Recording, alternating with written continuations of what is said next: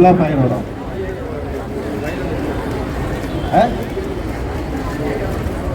எலக்ட்ரிக்கால வராது, நம்மளுடைய கவனக்குறைவால தான் வரும், நம்மளுடைய மனித தவறால தான் வரும் இல்லையா?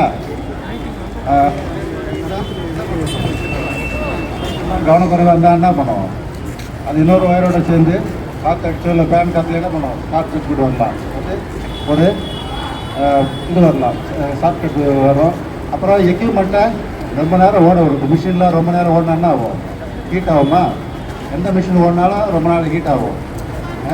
அப்போ அந்த ஹீட் ஆகாத என்ன பண்ணணும், நம்ம பார்க்கணும். இவ்வளோ நேரம் 10 மணி நேரம் ஓடுது, அது ஹீட் ஆகும், தானாகவே எரியத்துக்கு கூட வாய்ப்பு வரும். அப்போ என்ன பண்ணணும், கொஞ்சம் ஆஃப் பண்ணி போடணும். ஃபேனெல்லாம் பார்த்தீங்கன்னா 3 மணி நேரம் நாள் கணக்காக அணைக்காமே ஓடிட்டு இருக்குது இல்லையா? அப்போ அதெல்லாம் பார்க்கணும். அதெல்லாம் நம்ம வந்து என்ன பண்ணணும், என்னென்ன பண்ணணுன்றதை நம்மளுடைய கவனத்தில் எடுத்துக்கணும். அப்படி மிஷின் ஆப்ரேட் பண்ணுறது, அங்கங்கே ஃபயர் வர்றதுக்கு முக்கியமான காரணமே ஹவுஸ் கீப்பிங் கார்டாக இருந்தால் தான் வரும். இந்த ஃபயர் வந்து ஃபயர்னா என்ன, காற்று, வெப்பம், எரிபொருள். காற்று, வெப்பம், எரிபொருள் இந்த 3 கலவை சேர்ந்தால் தான் ஃபயர் வரும். அப்போ இந்த 3 சேராமல் வச்சுருந்தாவே ஃபயர் வர்றதுக்கு சான்ஸ் இருக்குது. அப்போ இந்த 3 சேர வரக்கூடாது இல்லையா? அப்போ என்ன பண்ணுறோம், குப்பை குளத்தை போட்டு ஒரு இடம் சேர்ந்து போயிடுச்சுன்னா வாட்ச்மேனோ வேறு யாரும் நைட் டியூட்டி போடுறவங்களோ அவங்களுக்கு பிரச்சனை.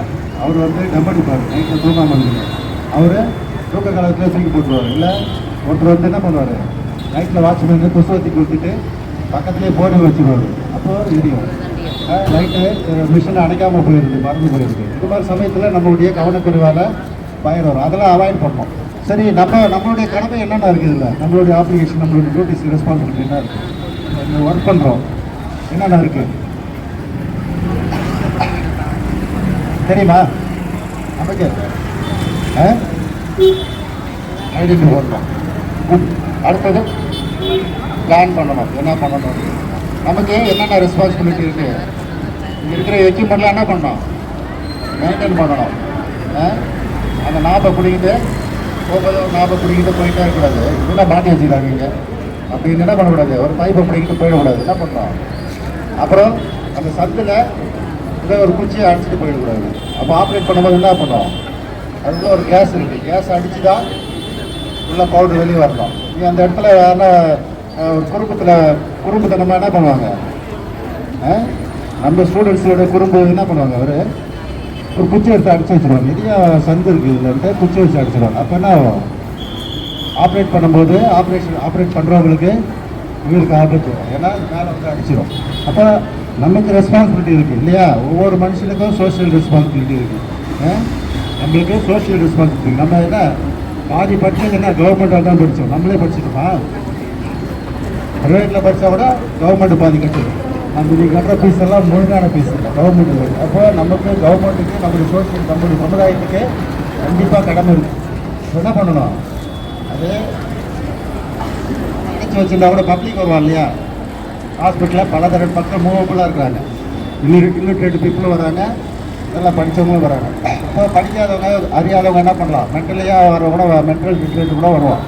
இப்போ மென்டலி டிசபிள்டு பீப்புளாக வருவாங்க. அவங்க என்ன பண்ணுவாங்க, இந்த காரியத்தை செய்யலாம். இப்போ நீங்கள் பார்த்தா என்ன பண்ணலாம், அப்படியே போகணுமா போகக்கூடாது. அப்போ வந்து அதை எடுக்கிறோம்.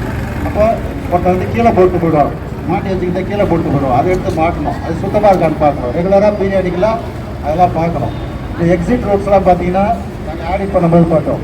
ஸ்டேர் கேஸ் எல்லாம் பார்த்தீங்கன்னா பெஞ்சு சேர் எங்கன்னா பழைய பொருள் தான் என்ன பண்ணுறாங்க, படியில் போட்டு வச்சுறாங்க. அந்த படியில் போட்டு வச்சுக்கிறது என்ன ஆகும், நமக்கு தான் பாதிப்பு. கடைசியில் ஒரு ஃபயர் ஆகிடுச்சு, ஒரு ஃபயராக ஒரு மூலையில் ஆகும். பூதம் வந்து என்ன பண்ணுறது, வச்சோம் இல்லையா? அப்போ வழியில் வச்சு தான் நம்ம வர முடியுமா? கட்டையெல்லாம் போட்டு வச்சுருந்தா வர முடியுமா? அதே மாதிரி மூடி வச்சிடக்கூடாது. எமர்ஜென்சி எக்ஸிட் என்னத்துக்கு வைக்கிறாங்க, பிளான் பண்ணி பில்டிங்கோட பிரகாரம் ஒரு 22.5 மீட்டருக்கு ஒரு வழி இருக்கணும். எக்ஸிட் ட்ராவல் டிஸ்டன்ஸ் கரெக்டாக இருந்தால் தான் என்ன பண்ண முடியும், எமர்ஜென்சியில் வெளியேற முடியும். அப்போ வந்து என்ன பண்ணணும், பூட்டி வைக்கக்கூடாது.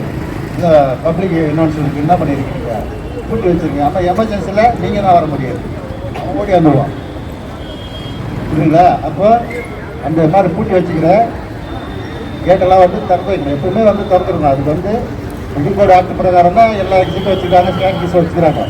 அதை நம்ம என்ன பண்ணிடுறோம், நம்ம வசதிக்கு எமர்ஜென்சி தான் வச்சுருக்காங்க. எப்படி எமர்ஜென்சி வந்தால்